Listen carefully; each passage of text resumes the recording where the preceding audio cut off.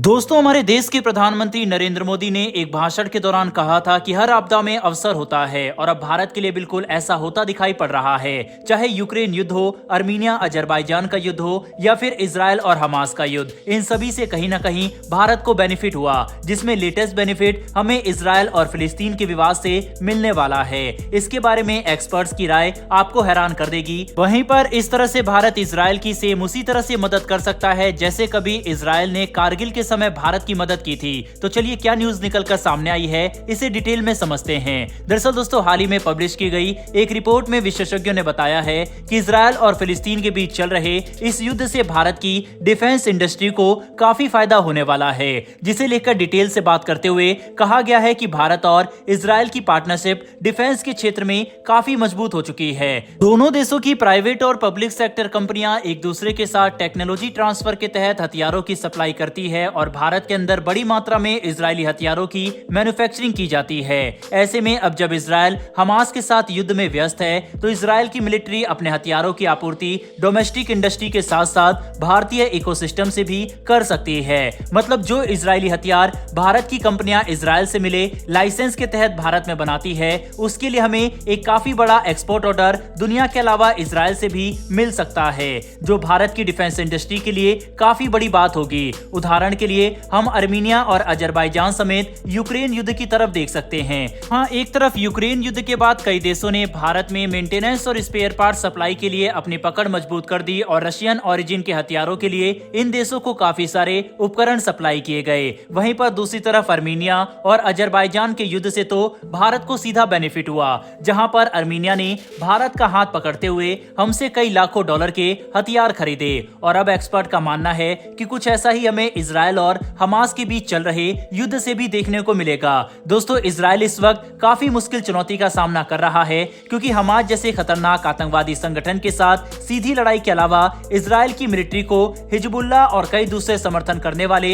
आतंकवादी संगठनों का भी सामना करना है। साथ ही सीरिया और ईरान के बीच लगातार तेज होते संबंध भी इजराइल के लिए बड़ी चुनौती बन चुके हैं और इसी का सामना करते हुए कुछ समय पहले इजराइल ने सीरिया में एक दमदार मिसाइल अटैक किया, जिसमें सीरिया के दो मुख्य एयरपोर्ट डेमेस्कस और एलिपो तबाह हो चुके हैं। इन दोनों ही मुख्य एयरपोर्ट पर इजराइल द्वारा इतने मिसाइल दागे गए कि ये पूरी तरह से आउट ऑफ सर्विस हो चुके हैं। बड़ी बात तो यह है कि इजराइल की मिलिट्री की तरफ से यह हमला एक ऐसे समय पर किया गया जब लेबनान और हमास के साथ पहले ही इजराइल युद्ध लड़ रहा है। साथ ही अगले ही दिन ईरान के विदेश मंत्री सीरिया के विजिट पर आने वाले थे, जिसकी वजह से यह हमला काफी ज्यादा महत्वपूर्ण बन चुका है। ईरान का हमास की मदद में हाथ साफ तौर पर सामने आ चुका है और ऐसे में इस बात का खतरा बढ़ चुका है कि कहीं ईरान और इजराइल सीधे आमने सामने ना आ जाए। जिसके पीछे एक और बड़ा तथ्य तो यह है कि अमेरिका भी ईरान के खिलाफ कार्रवाई करना चाहता है और इसके लिए अमेरिकी नौसेना के सबसे शक्तिशाली एयरक्राफ्ट कैरियर समेत युद्धपोत और दूसरे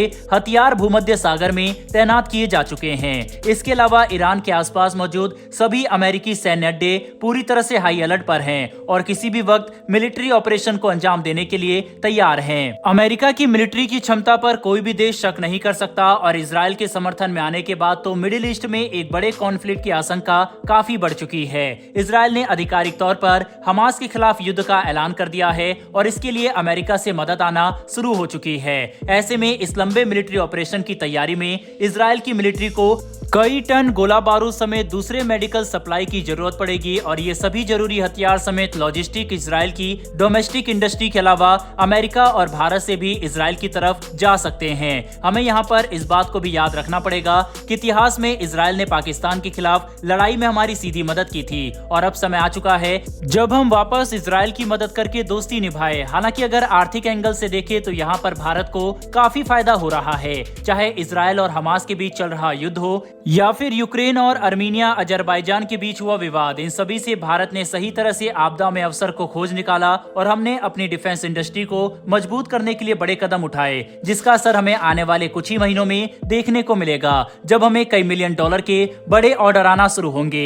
इनमें एयर डिफेंस सिस्टम से लेकर नॉर्मल बंदूक की गोली तक शामिल होने वाली है। वैसे दोस्तों, अगर भारत इजराइल की डिमांड पर हथियार सप्लाई करता है इजराइल को, तो इससे फिलिस्तीन समेत अरब देश काफी नाराज हो सकते हैं। ऐसे में क्या भारत को सब कुछ दरकिनार करते हुए जिस तरह से इजराइल ने भारत की मदद करगिल में की थी, क्या भारत को भी सेम इसी तरह से इजराइल की मदद करनी चाहिए या फिर नहीं? नहीं, अपनी राय कमेंट बॉक्स में लिखकर जरूर बताइएगा। साथ ही अगर आपको ये इन्फॉर्मेशन और वीडियो पसंद आई हो तो वीडियो को लाइक करके हमारी आने वाली डेली ऐसी वीडियो के लिए नीचे दिए गए सब्सक्राइब बटन को प्रेस कर बेल आइकन को जरूर दबा लें। फिर मिलेंगे ऐसी एक नई वीडियो के साथ। धन्यवाद। जय हिंद।